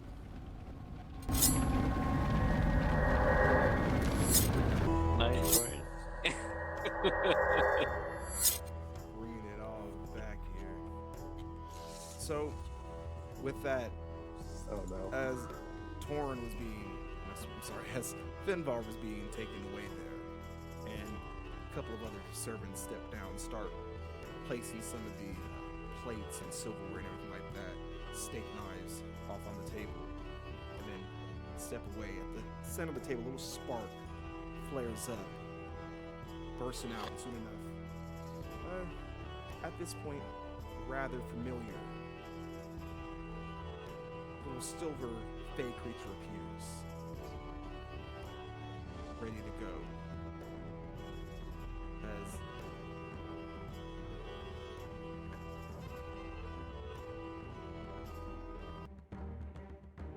turns to you all, looks about, standing in the middle of the table between a couple of plates of buns and everything there, and looks around, looks over at the Yarskana, raises a curious kind of eyebrow at it, and then of course, as one could almost expect, flips birds off either side, spins in a circle there.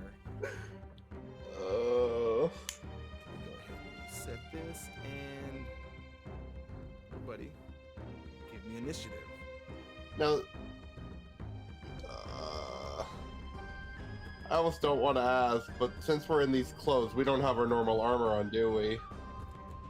You do not. At this point, currently your armor would be, unless you have automatic boost, it's going to be Yep. Your yeah, dex just plus basic. 10. Yep, dex plus 10. Oh, So I got an Right, that's- advantage from chat. So I'm gonna use it on my initiative. Oh man. Let's see. I rolled really well on initiative. Oh, I got a See 19. that one. If it'll let me roll, I have to refresh. Oh damn, we're rolling pretty good. 22. Ooh.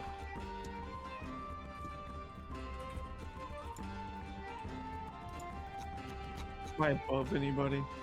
You are above Jasper. I'll You're swap. above everybody, actually. You want to swap with me? I'll swap with Jasper. Because, you know, the other one with the weapons in the bag. Yep. See, did it update automatically or Kill the Jarl. Nice. Wait, Finbar's in here. Oh my god, that is very true, Risen.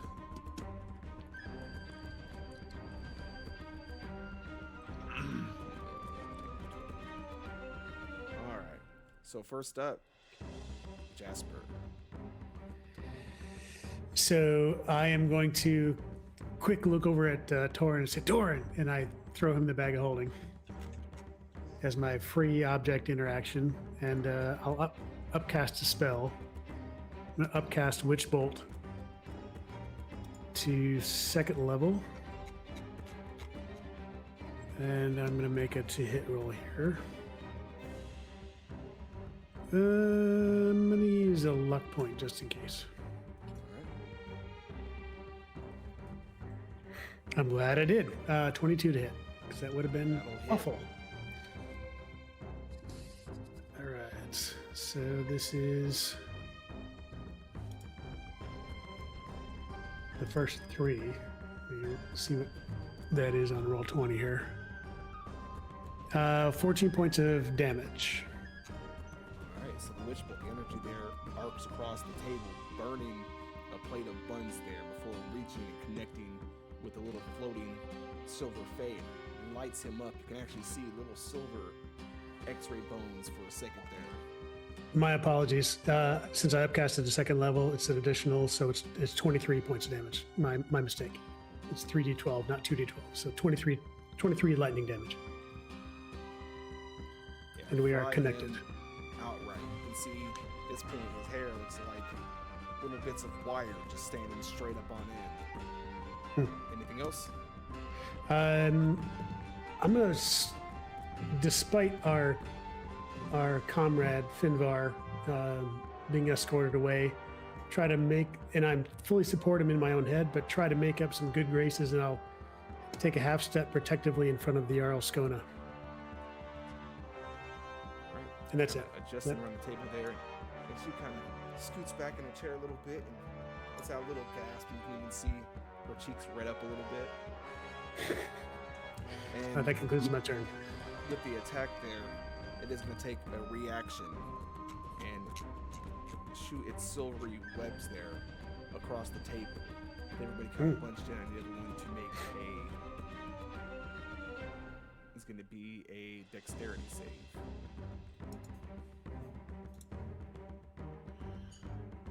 $17.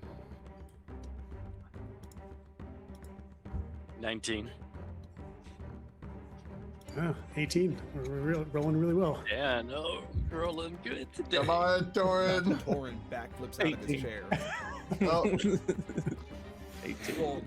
Throw yourselves up into your feet and everything, stepping out of the way as silvery webbing just absolutely encases the entire table there.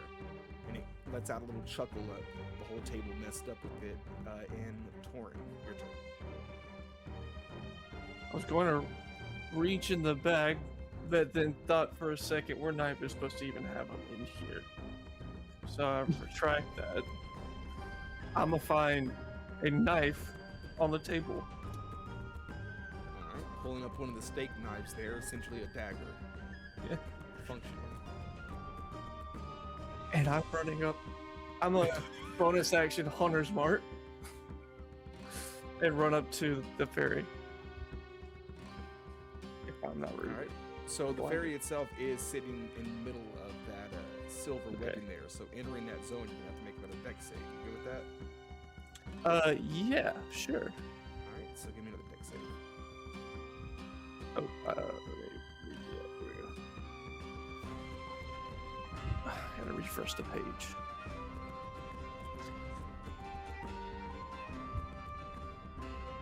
$20. Nice. 20. So acrobating your way like Robin and Batman, just twirling through it and leaping towards the middle there, reaching your way to your side-by-side little ferry, right? Hovering in front of you. And go ahead with your attack. So this is just like a dagger, correct? Or what would you consider this? It would be Okay. just use it that way. And I have proficiency in it, right? Yeah, martial and simple weapons. So I'm just gonna roll the scimitar because this has the +8 on it already for the hit. Roll. There's an 18 to hit. This is a trip attack as well. That just barely hits. Alright, so Little tiny thing as you jab towards him, it kind of tries to scoot off the side before it catches him. do I add like my dex modifier to the damage, correct? 'Cause this is okay, just making sure. I haven't done this in a while. Yeah, like I said, we're treating like a dagger, so you're proficient. So all Got you. So 1d4 plus 1d6 plus 1d8. Oh yeah, Hunch's mark. Hey. Hey. That is 15 piercing damage, and he has to make a DC 16 strength check.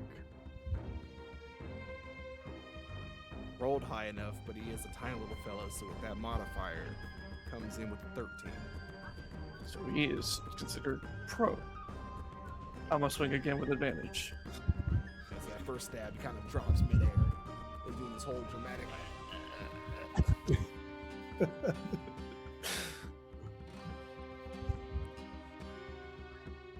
That is a 26 to hit. That'll hit. Jesus. One man wrecking crew. And that is a D4 or a D6. Because I didn't call anything before that, so. That is 9 piercing damage. She's still standing. Or still living. Exhausted. So, it is laying there sideways, a couple of stab wounds that are almost as big as some of its limbs.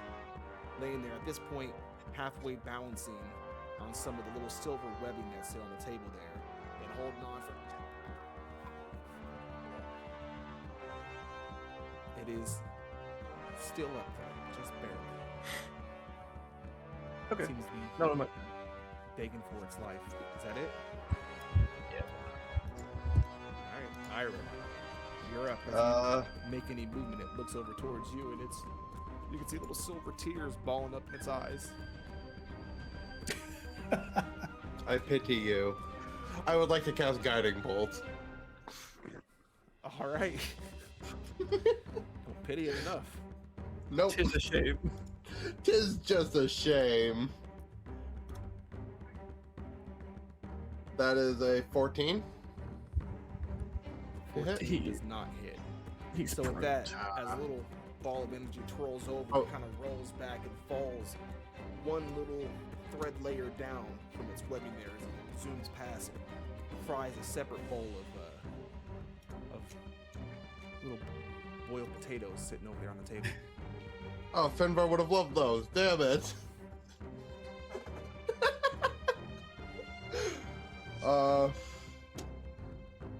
Well, that's all I can do.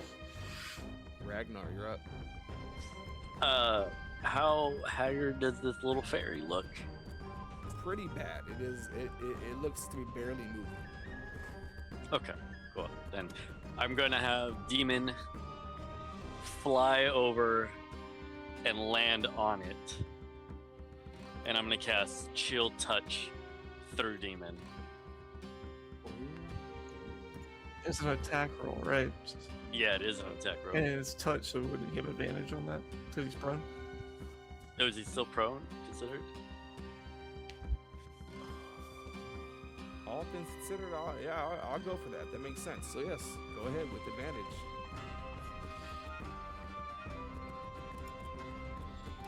Awesome. It's gonna be 16. Wait, that's is it only No, you rolled. It only rolled once. Yeah, 16 doesn't hit. Go ahead and roll it. Okay, let me roll the other one. Okay. Plus 23? 8. 23, yeah. That one will hit. Awesome, and it will do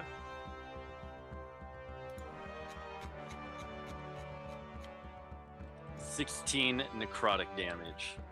Oh, So his demon flies over, grabs onto the little Fae, freezes over entirely like a little block of ice there, before it all cracks and bursts and explodes open.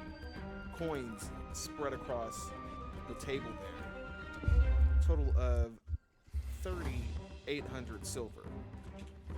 And Plem, let us get that D20 roll. 760 to everybody. okay.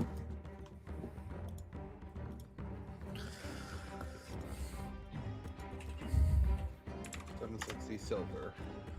2, so that is going to be 1 magic item added in. That was loot fade number 12, by the way. For episode 25. Yep. We've reached I a heard dozen. it. Ooh. So, with all the other coins there, finally, as they all appear and cover across the table, there's one more little spark that pops and flips that looks to be another coin, also silver, but larger than the other ones.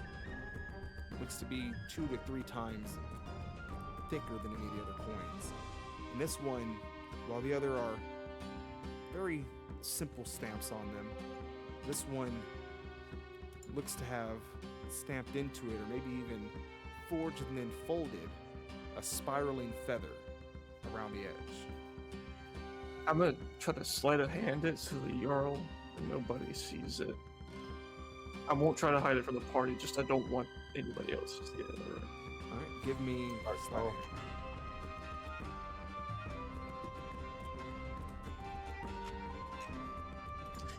hand. I'm used for inspiration.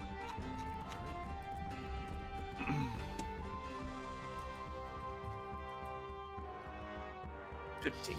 15. So, with that, as that last flash of light goes off, and covers her eyes and looks away, and that brief Wait. moment as you look back a Wait a little bit second. before anybody else just barely see it, snatching it as everyone's still wiping their eyes before you tuck it away. And with that, you guys suddenly hear a lot of laughter and clapping, and she, oh, wonderful, wonderful. Oh, and here I was thinking this evening was gonna be an absolute ball. Oh, I love it, and you all are quite capable. You exploring with a steak knife. I wonder I if had to you handle all improvise. tools quite so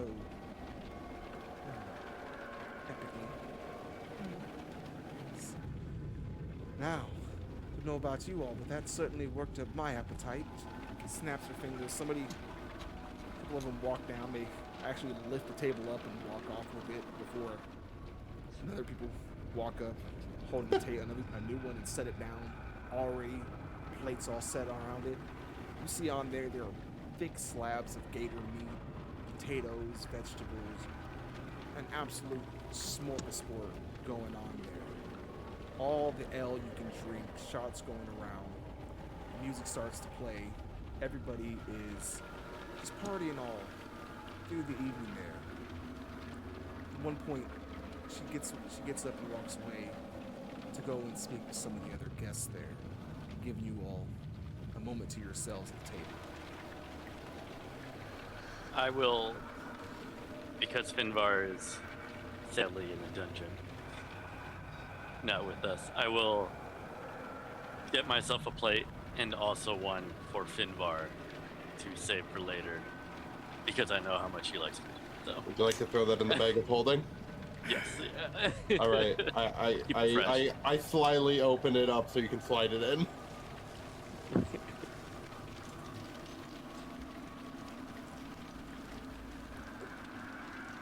Oh man. We just can't seem to escape these Fae, can we? Better to be Maybe, haunted like- by the Fae instead of dream creatures, right? Yeah, I mean, maybe one of us is like marked in some way. I think all of us are.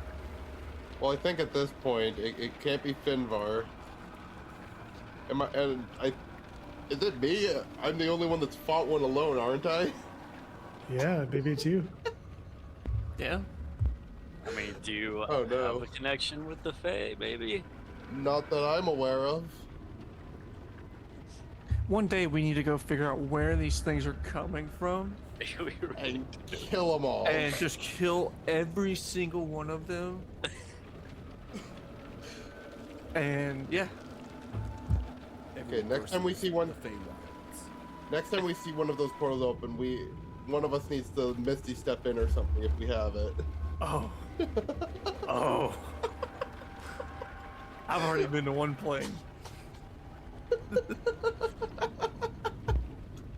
Yes, and. Yes, and. Absolutely devious. I know, right? Yes, and that's the rule there. And our Jasper, Torn's when the can only you one. get dimension door? I Next was level. wanting to play another character, you know? Let me just Misty step to the Feywild real quick. Hey, I We're almost just thought in a that mushroom was ring. torn under the sea there. I thought he was gonna. How many times in this campaign can we almost lose Torin? Not enough. Just be wandering. And you're like, oh, look, there's a random little hole in this cave here. That goes somewhere. It says do not enter. So, Oh man. maybe I'll take a little time at the table there. The party goes on. There's a little bit of dancing, a lot of chatter going on. Then as the evening starts getting later, eventually the Arskana returns to the table. I have grown rather bored of all the other guests here. Let's say one of you honor me with a dance. She looks across the table there. I think the person that offered it you sent to prison. I'm afraid his dancing was a bit more aggressive than I'm accustomed to. Surely some gentlemen here, some of you have some even distant familiar blood that you wouldn't believe in. Beautiful young maiden standing with her hand out. I'm gonna look over for a moment real quick at Torin to see if he's gonna do anything. Yeah, okay. And then I'll put my hand out. Of course, my lady. And I will dance with her. She goes over, takes her hand, gives a little bow before leading you up to the steps there. Kind of between where the steps start in that space before the little pathway leading to the entrance there. The whole floor kind of clears as she has you lead her out towards the center there. Music starts playing. She waits for you to take the lead there. Go ahead and give me a performance check. Absolutely. And I'm gonna do this roll, but before you declare what happens. Okay. Still, before you declare what happens, I'm also going to add Dark One's own luck, and I get to roll a d10 on top of it.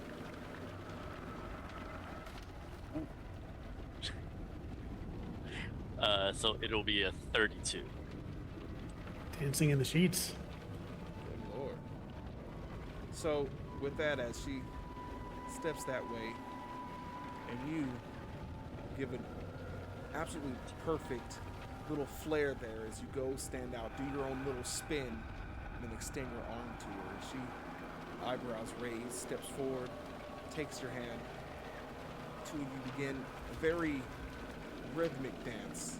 At times separated, she watches you twirl and move, and very gracefully as she does the same on her end. It's almost a kind of salsa you guys are doing. Before she gets back in close, tucks in, the music slows a little bit. People start rejoining the floor there, still giving you all some space around you, but dancing in their own kind of a circle around your own little space. She leans in. Oh, you must have some. Wait, no, you dance like that. Where did you learn?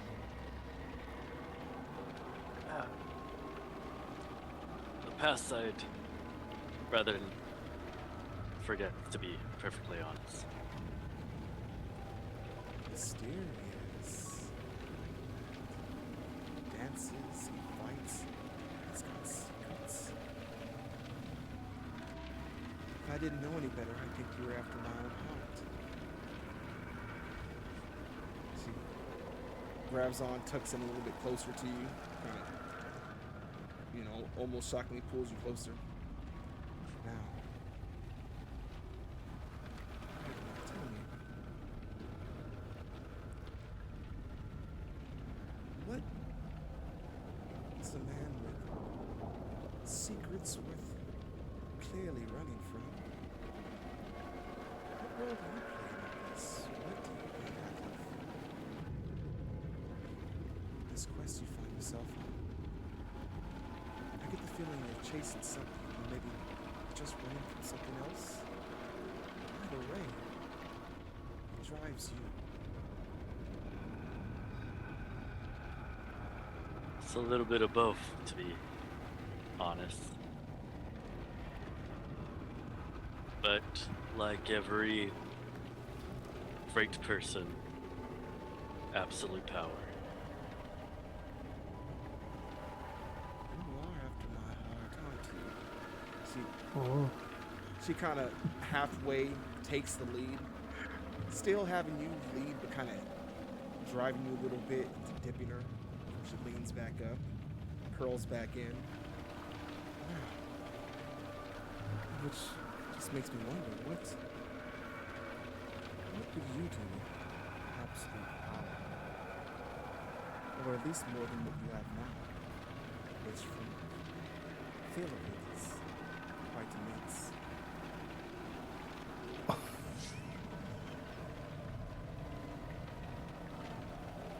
I want to make a name for myself. And to unite all the lands.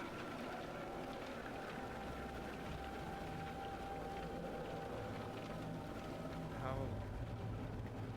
valiant of you. You know, I can't help but get the feeling that you might have minds of a similar track. Don't There's say. even ways we can help each other. Let's say In more we- ways where you think Well, I'd always be more open to discussing it. Perhaps now we can find some privacy.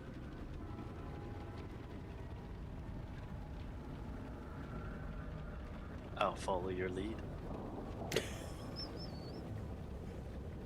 And with that, she kind of leads you off the dance floor, around the edges there, past the thin, tall man, down one of the halls. The doors close behind you. The tall man steps forward, claps his hands. The music stops. The All Skama has taken to rest for the evening. The festival is over. She thanks you all for coming. Please, finish your drinks and see your way out. He turns, the doors open again, proceeds onwards and close behind him as well.